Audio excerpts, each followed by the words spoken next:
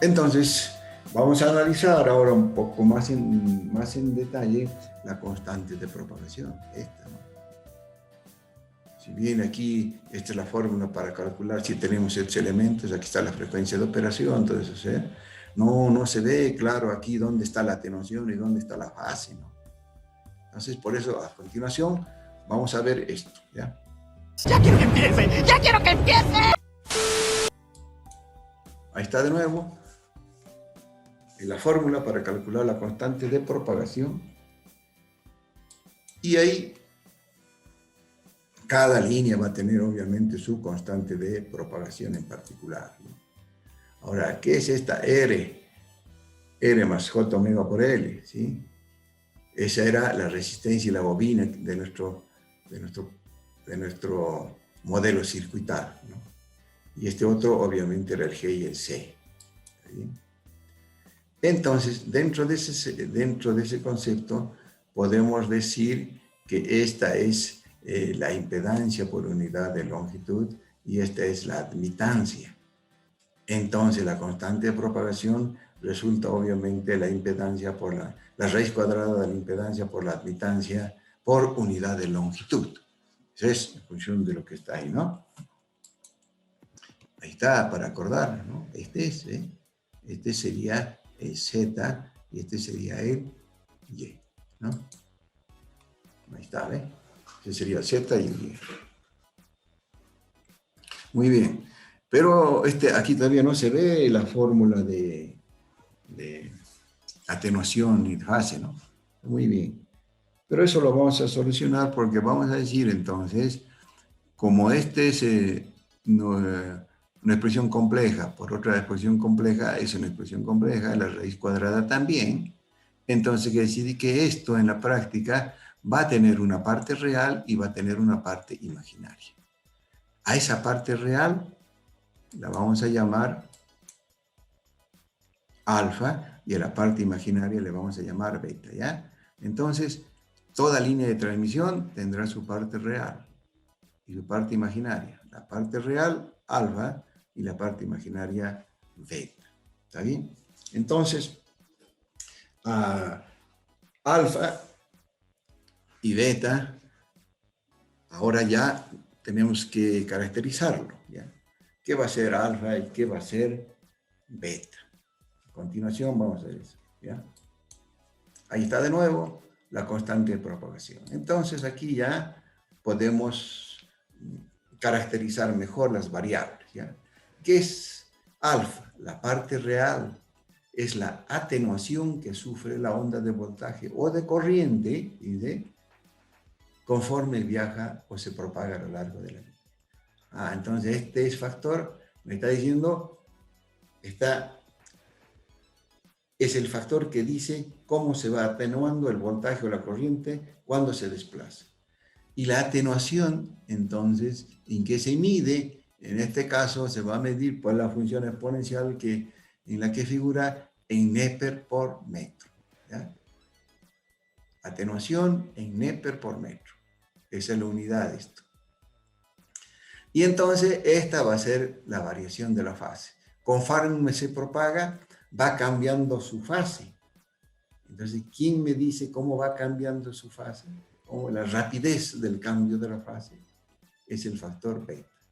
Entonces, la parte imaginaria, la rapidez del cambio de fase. ¿En qué unidades se mide? En radianes por metro, ¿ya? Entonces, esto es la constante de propagación. Hay que tener cuidado porque la constante de propagación, esta que está acá, se mide en Neper por metro, pero nosotros no estamos acostumbrados a trabajar mucho con el Neper, sino trabajamos con el dB, ¿sí? dB por metro como atenuación. Y eso entonces, aquí está la relación entre los dB por metro y los Neper por metro, ¿no? Esta es la relación para hacer el cambio. Entonces quiere decir que un Neper es igual a 8.688 dB, ¿ya? Esto no es tan arbitrario, ¿ya? Tiene su demostración, digamos. ¿Por qué es esta relación así? ¿Ya? esto me obliga a utilizar esta unidad por la definición de esta constante. Y esto es lo que se utiliza en la práctica, ¿sí? Ustedes no van a ir a comprar una línea de transmisión que tenga una constante de propagación en Neper. No se maneja así, se maneja en dB. ¿Sí? Veremos esta relación, vamos a justificar esta relación, ¿ya? Para eso vamos a utilizar lo siguiente, ¿ya? Vamos a ver ahora nuestra onda incidente, que esta era la ecuación matemática de la onda incidente y esta era la ecuación matemática de la onda reflejada en sentido opuesto, sentido contrario. Así es, ¿no es cierto?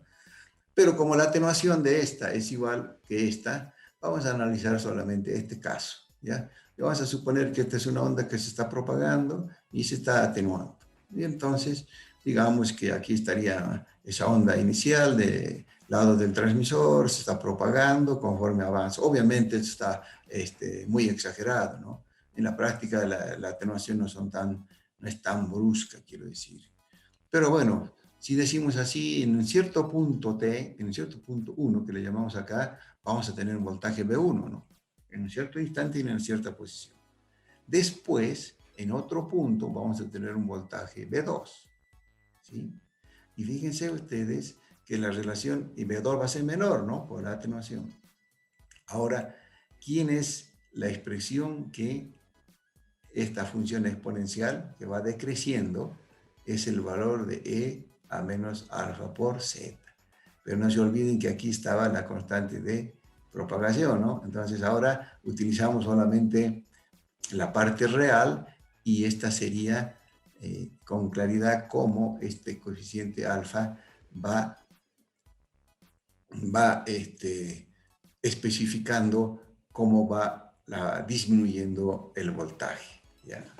Entonces, aquí podemos decir nosotros, si aquí tenemos un voltaje V1 y aquí tenemos un voltaje V2, ¿cuántas veces este voltaje es menor que este? Si queremos medir en veces, ¿sí? Y si quiero decir, yo puedo poner aquí la potencia que hay aquí también. Si tengo el voltaje y tengo la impedancia, puedo calcular la potencia, ¿ya? Aquí hay una particularidad, ¿ya? Se asumen que la resistencia es 1 en línea de transmisión. Y así ni siquiera se dice, ¿ya? Entonces, si uno tiene el voltaje, ya tiene la potencia porque la resistencia es 1. Si yo tengo este voltaje, tengo la potencia porque la resistencia es 1. Y entonces, buscando la relación entre esta potencia y esta potencia, vamos a sacar la relación entre el Neper y el dB. Ese es el objetivo de esta gráfica, ¿ven? Y ahí estaría, entonces, definimos nuestra pérdida en dB en forma tradicional, ¿sí? Aquí sería la potencia, miren, la pérdida sería la potencia en el punto 1, ¿ve? Dividido en la potencia 2, y le sacamos el logaritmo en base 10, y lo multiplicamos en 10 para tener los dBs. Esto ya es la atenuación en dBs, ¿sí? Pero si a este le damos el valor 1 y le calculamos a este otro, ¿sí? Aquí estaría el voltaje al cuadrado directamente porque la resistencia es 1. Desarrollamos todo esto y nos va a salir la relación anterior, ¿sí? Muy bien, esta es la justificación y para manejar. Esa sería la parte esta de para manejarnos con la constante de propagación en forma adecuada, ¿ya? Muy bien. Ahora vamos a ir a ver la impedancia característica que les dije, el Z0. Miren. Ahí está. De nuevo volvemos a nuestra ecuación 214, ¿sí? ¿Sí? Y aquí hacemos lo siguiente, aquí teníamos nuestra relación de los fasores, y podemos calcular nosotros la I de Z, ¿ya? ¿Está bien? Ahora, miren, al calcular aquí, en esta ecuación que está como 211, se puede poner esta I o I de Z indistintamente, ¿no es? Porque este es el fasor I de Z, nada más que nosotros lo notamos así. Entonces, este factor I de Z, de aquí despejamos la I de Z para que nos obtenga esta ecuación, ¿sí? Y entonces nos va a salir que la I de Z obviamente va a ser este voltaje, ¿sí? Sobre esta expresión, ¿ya? Y entonces nosotros podemos poner también el valor de B de Z, ¿sí? Y sacarle la derivada, ¿sí? Sacarle la derivada, esta que está acá, antes de poner esta que está aquí, ¿sí? Entonces, sacamos la derivada de esta y la ponemos acá. Al sacar la derivada hay que tener cuidado este signo, miren, el derivado de acá, este signo negativo. Entonces, aquí nos aparece esta expresión, que es la derivada de esta. Y esta ecuación podemos ponerlo en función de la constante de propagación también. En conclusión, lo que hemos hecho es, con las fórmulas anteriores, hemos encontrado una relación del fasor corriente, ¿sí? ¿Qué nos sale? Obviamente esta expresión sobre estos valores, sobre la constante de propagación y esto, la parte de la impedancia que hemos llamado, ¿no? La impedancia de la línea de transmisión. Si trabajamos con esta fórmula, que está relacionada con este valor también, operamos aquí, en estos dos fasores tenemos la fórmula de esto, vamos a llegar a esta expresión. Y esto es lo que realmente nos interesa. Muy bien. Quiere decir que el fasor corriente se puede poner en función de este que es un voltaje. Fíjense que aquí acá el signo menos ha cambiado acá, ¿no? Entonces, en función de este voltaje sobre esta corriente, ¿sí? Este menos aquí, así cambiar, ¿no? Muy bien. Entonces, el fasor corriente es igual a este que es un voltaje sobre esta expresión. Entonces, el voltaje sobre algo me da corriente. Entonces, esta expresión es la impedancia característica de la línea, ¿sí? Y lo que es acá interesante, dice, esta es la impedancia característica de la línea, pero aquí no hay la longitud de la línea, ¿sí? ¿Eso qué quiere decir? Que la impedancia característica de una línea, que si la vamos a llamar nosotros Z0, ¿sí? Es independiente de la longitud de la línea, ¿sí? Ese es claro. Entonces, cualquiera sea su longitud, la impedancia siempre es la misma, es la impedancia característica.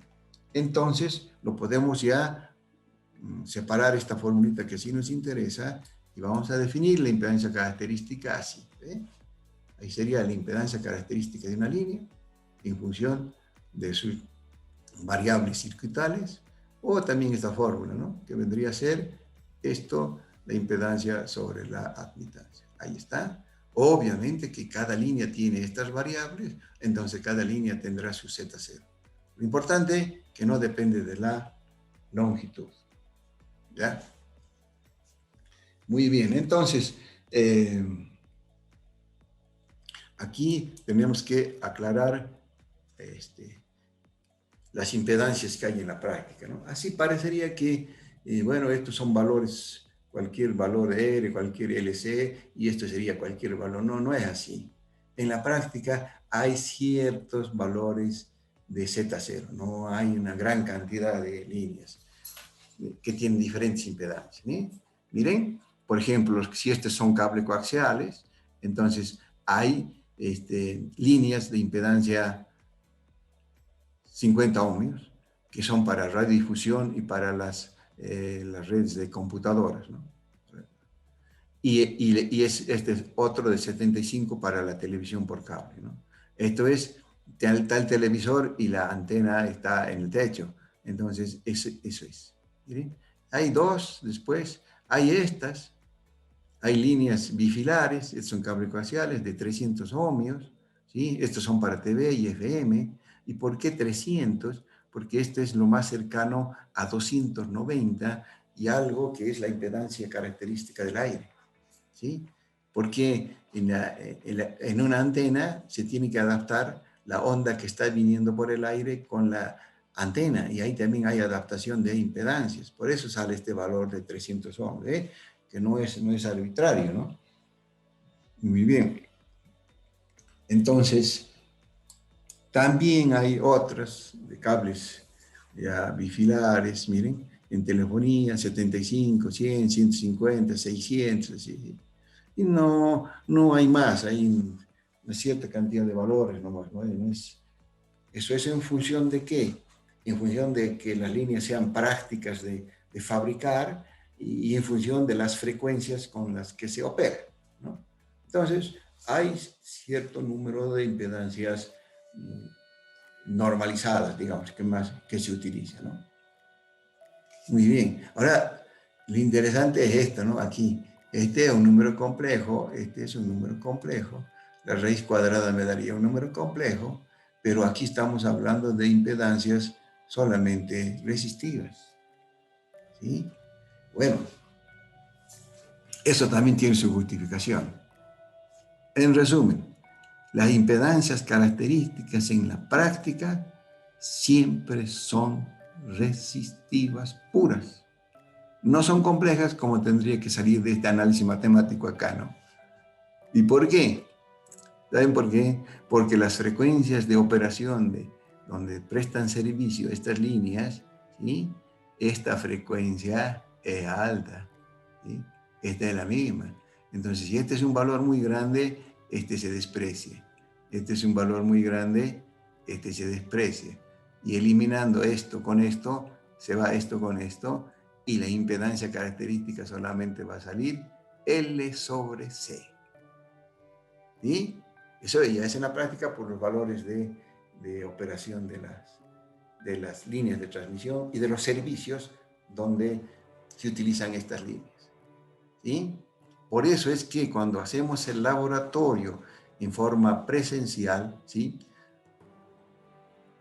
Yo les doy una línea de transmisión y hay un equipo, ¿sí? Que me permite calcular el L de una línea de transmisión, y también que me determina el C. Entonces, en la práctica hay el equipo que se llama un puente de impedancias. El puente de impedancias permite calcular el L y el C de una línea de transmisión. Y si se tiene el L y el C, se tiene la impedancia característica, porque esto se elimina, solamente quedaría raíz cuadrada de L sobre C. ¿Sí? Y así se hace en la práctica, en forma presencial. Hay el equipo que se llama justamente puente de impedancias, que mide el valor de L y el valor de C de las líneas de transmisión. Muy bien.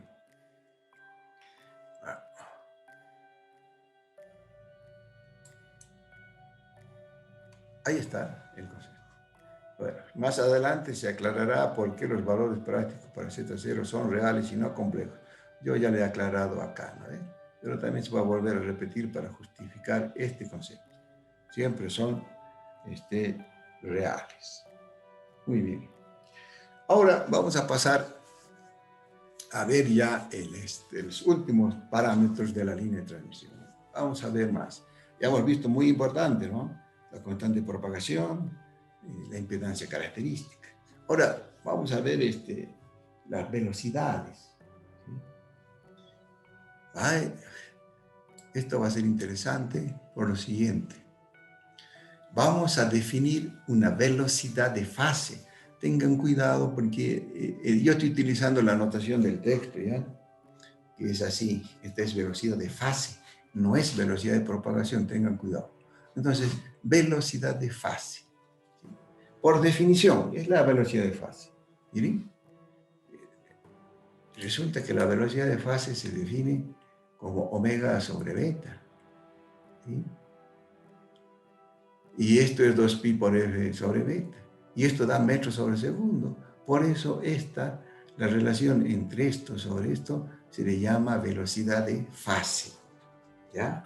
¿Es una velocidad física? No es. No es una velocidad física. ¿Ya? Pero haciendo esa relación de omega sobre beta me sale la unidad metros por segundo, ¿no? Muy bien, conceptualmente la velocidad de fase entonces no es una velocidad física. Ya lo vamos a entender.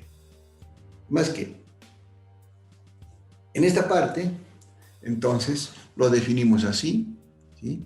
Y después a nosotros nos interesa la velocidad de propagación, que el texto lo pone simplemente con la letra B, ¿sí? La velocidad de propagación. ¿Con qué velocidad? ¿Cuánto tiempo tarda el voltaje incidente en llegar hasta la carga? Eso nos interesa, ¿sí? Lo vamos a definir entonces la velocidad de fase y la velocidad de propagación, que están definidos y son dos cosas diferentes. ¿Ya? Ahí están las unidades. ¿Ya? Entonces, continuamos con la velocidad de fase. Vamos a interpretar la velocidad de fase. Se llama velocidad de fase, digamos, de forma simplificada, ¿no? Pues miren, este sería para interpretar la velocidad de fase, ¿sí?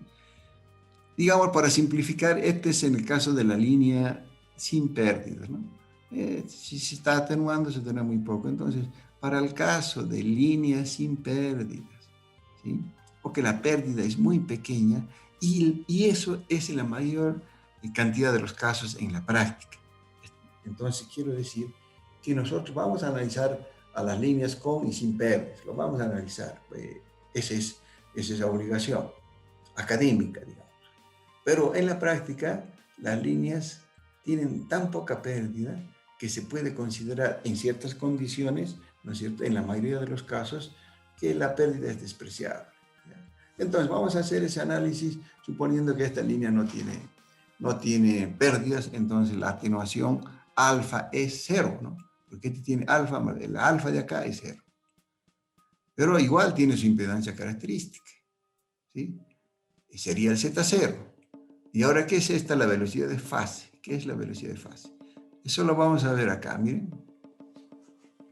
Este punto A, después de cierto tiempo, se llama B. Pero la fase de este punto y este punto es lo mismo. También se podría decir entre este punto 1 y este punto 2. La fase es lo mismo, ¿sí? Ahora, el concepto es, ¿cuál es la velocidad de fase, de este punto? ¿Sí? En última instancia, ¿cuál es la velocidad de un punto de fase constante? Ese sería el concepto, ¿sí? Así sería el verdadero nombre, digamos, ¿no? Pero simplemente se dice velocidad de fase. Y entonces, ese sería el concepto de velocidad de fase, ¿sí? La velocidad de un punto de fase constante, ¿sí? Como sería ¿con qué velocidad cambia desde A hasta el B o desde el 1 hasta el 2? Eso sería. Acá sigue manteniéndose, obviamente, nuestra relación del beta, ¿no? Que es 2pi por lambda. Esto es por definición de beta, ¿no? Por definición de beta. Muy bien. Entonces, dado que esta velocidad de fase no es física, ¿sí? Cuando veamos las guías de onda, que también son medios de transmisión, como ya les dije, son tubos huecos, en vez de este es un tubo hueco, ¿sí? La velocidad de fase, ¿sí?, y la velocidad de propagación existen las dos en la guía de onda. Y saben que en ese caso la velocidad de fase es siempre mayor a la velocidad de la luz. Y no hay problema en ese concepto, porque esta velocidad no es una velocidad física. Entonces, en los problemas, tengo yo solucionarios, hacemos cálculos de velocidad de fase en guías de onda y siempre va a salir mayor a la velocidad de la luz. ¿Está bien? Volvemos ahora a nuestra parte de líneas de transmisión. En nuestro caso, en líneas de transmisión, por las frecuencias de operación que tenemos y haciendo que, despreciando un poco la variable de atenuación que es posible hacerlo, la velocidad de fase y la velocidad de propagación es lo mismo. O sea que en este momento, hasta que no lleguemos a guía de onda, para nosotros, en la práctica, vamos a considerar que la velocidad de fase es igual a la velocidad de propagación. Entonces vamos a tener dos fórmulas para calcular la velocidad con que una señal se mueve desde el transmisor hacia la carga. ¿Cuál? La fórmula de velocidad de fase y la fórmula de velocidad de propagación. Vamos a tener dos fórmulas para calcular ese tema. Pero eso es en esta parte. Cuando entremos en guía ya es diferente. Ya tenemos que trabajar con las dos velocidades. ¿Está bien? Bueno. Eso es. Ahí sería, miren. La onda, como siempre, por definición, es la distancia entre dos puntos sucesivos de la onda que tienen la misma fase eléctrica. Y de aquí también está entre A y entre B, o entre 1 o entre 2. ¿Ve? Por ejemplo, entre 1 y 2. Muy bien. Entonces, aquí vamos a hablar otro concepto más, que esa es la longitud de la onda espacial, lambda, ¿no? Ahora, nosotros aprovecharé en este caso el siguiente. Si aquí tenemos nosotros una cierta frecuencia, tenemos una cierta lambda, ¿no? Una cierta lambda que pues, digamos que este es el lambda acá, este es el lambda. Entonces, ¿cuántas lambdas existen en esta línea? Esta tiene una longitud física L, una longitud física L, ¿sí? Entonces, si a esta longitud física L yo lo divido por esta lambda, ¿sí? Eso se llama longitud de la línea en términos de lambda. Es decir, digamos, yo me agarro esta lambda, ¿cuántas lambdas hay en la longitud física? Esa es otra forma de medir la longitud en términos de lambda. Ese concepto que lo presento aquí, después se utiliza mucho más adelante, ¿ya? Quiere decir que podemos medir la longitud de una línea físicamente, cuántos metros hay desde acá hasta la carga, en metros, o en términos de lambda, ¿sí? Que sería esa longitud física dividido sobre esta lambda, me va a dar la longitud en términos de lambda. ¿Sí? Muy bien. Es para aclarar más todo lo que yo acabo de decir hoy. Se considera que la línea no tiene atenuación y entonces la onda no es amortiguada. Es todo lo que yo estoy repitiendo. ¿Sí? La onda viaja hacia la derecha en la dirección positiva. ¿Sí? Y ahí estaría la longitud en términos de lambda. Miren, la línea tiene una longitud física m y una longitud eléctrica medida en longitudes de lambda. ¿Sí? Eso es lo que yo acabo de decir. Muy bien. Entonces, tendremos que ver nuestra velocidad ahora, ¿no? Nuestra velocidad de propagación, ¿sí? Para concluir ya este tema. Ahí está. Bueno, aquí teníamos nuestra velocidad de fase, ¿sí? Y también teníamos nuestra velocidad en un medio que estaba con la estrellita verde, ¿no? La traemos acá de nuevo y ahí estaría, ¿sí? Entonces esta es la velocidad de propagación, ¿sí? Que se puede poner de esta manera. Si ven en la parte, en la ecuación verde está ahí al principio.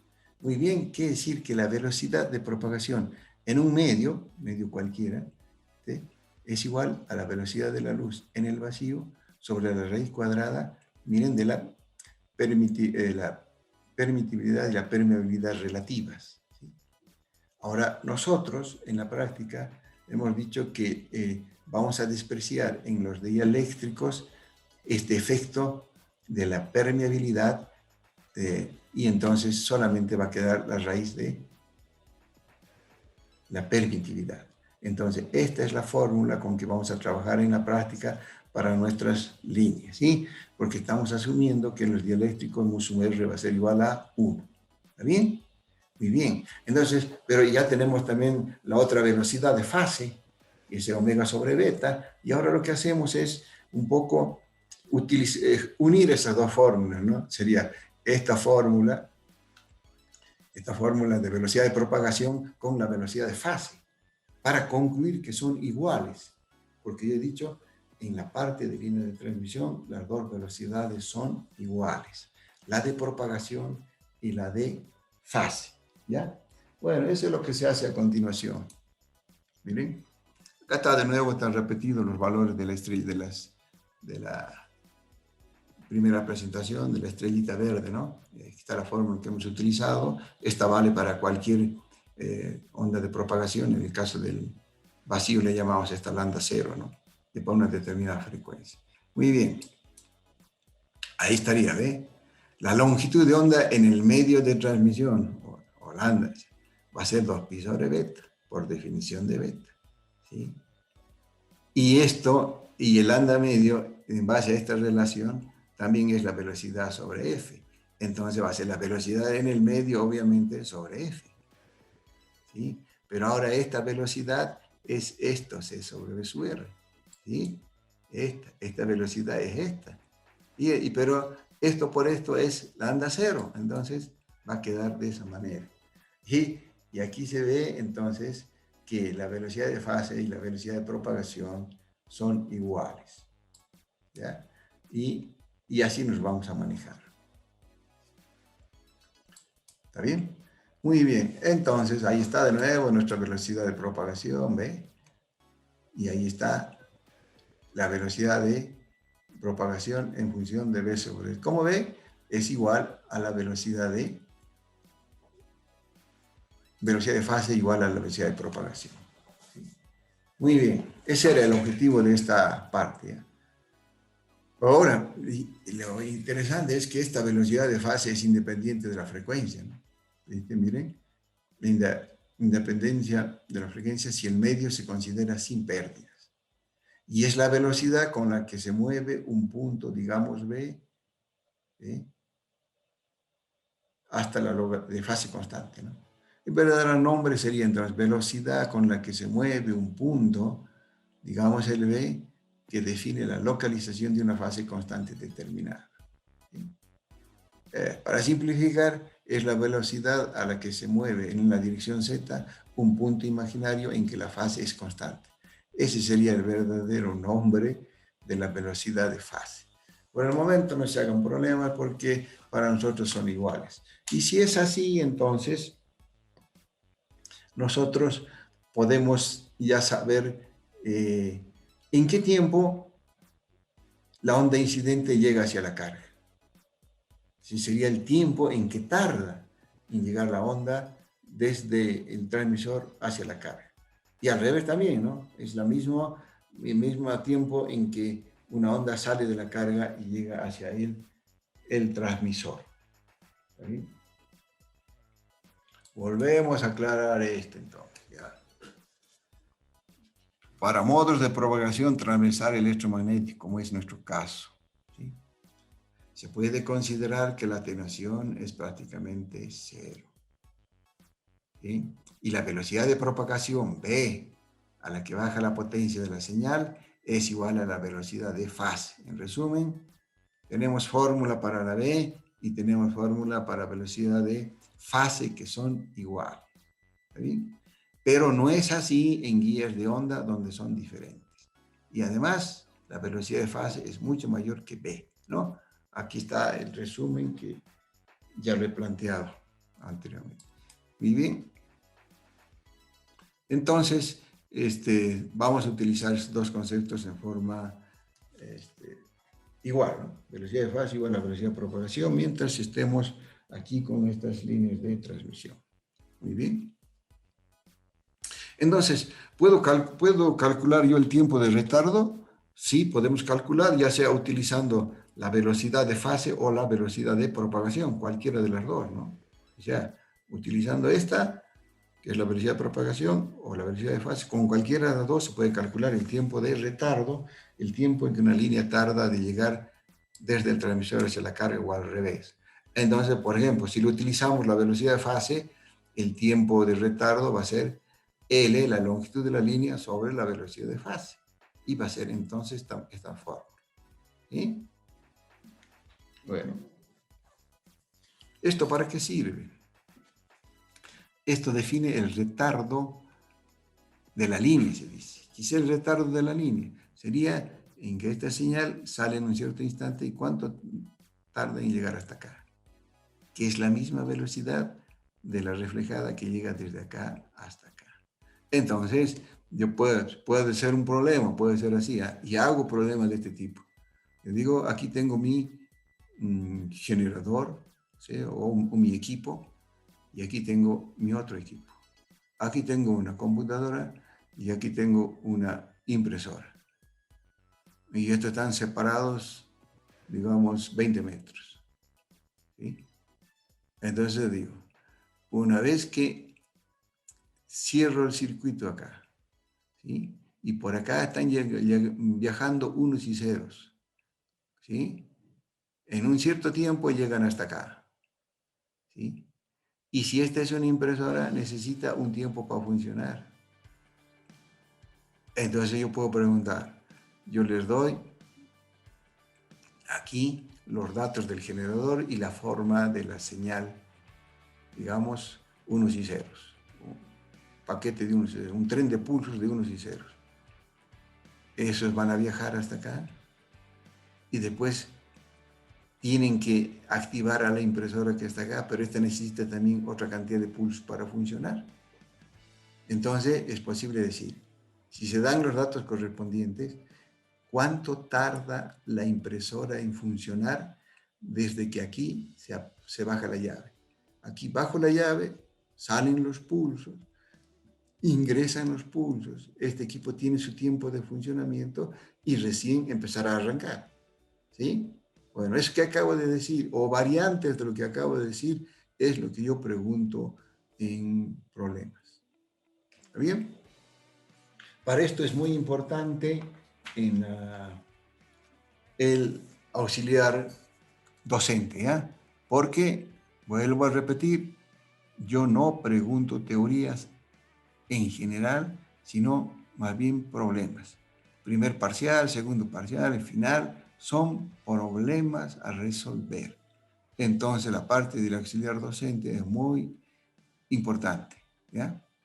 Ha habido ciertas demoras, todavía no están los auxiliares docentes, pero creo que ya se va a asignar, ¿no? Por el momento, el auxiliar docente del anterior semestre me está colaborando, es el Oscar Cornejo, me está colaborando un poco en este tema, pero no es el auxiliar designado, él ya no puede ser auxiliar, sino me está ayudando un poco hasta que se nombre el auxiliar titular, ¿ya? Muy bien. Eso sería todo, ¿sí? Esta ha sido una clase más o menos larga, pero está todo lo fundamental para el trabajo de la línea de transmisión. Si quieren, la clave de mi materia, ¿sabe cuál es? Esta clase que acabo de dar, la entienden, no van a tener ningún problema en las cosas que vienen en forma posterior. Esa ecuación 2.14, esa es la que se va a repetir continuamente hasta que acabemos esta parte del primer parcial. ¿Está bien? Entonces, cualquier consulta sobre este tema es muy importante, lo pueden hacer a través de nuestro correo, ¿sí? O también en el WhatsApp. Y fíjense que yo les he dado ya los horarios donde pueden hacer consultas, ¿no? El día viernes, en la tarde, hasta las 9 de la noche, pueden hacer una consulta sobre este tema, no tengan ningún problema, háganme, yo reviso si hay o no consultas sobre lo que yo avanzo cada semana. Así está programado nuestro calendario, vean todo nuestro calendario y si no hay alguna sugerencia, nos vamos a quedar con lo que ya hemos establecido, las actividades de esta materia. ¿Está bien? Bueno, ¿no hay ninguna consulta? Se va a consulta. Sí. ¿Se va a subir la presentación de ayer y hoy al Sí, Classroom? sí, todo está en Classroom. Todas las otras presentaciones también ya están. Ya. Todas las presentaciones, esta. Además, el PowerPoint también está, todo lo que en clases, todo está en claro, ¿ya? Sí, excelente. Vean, por favor, la planificación del aula que hemos hecho. Ahí está todo, cómo se pone, qué es lo que hay en cada parte, qué hacemos con los laboratorios, cómo vamos a presentar nuestros exámenes, cómo vamos a trabajar. Está todo en la planificación del primer día, ¿ya?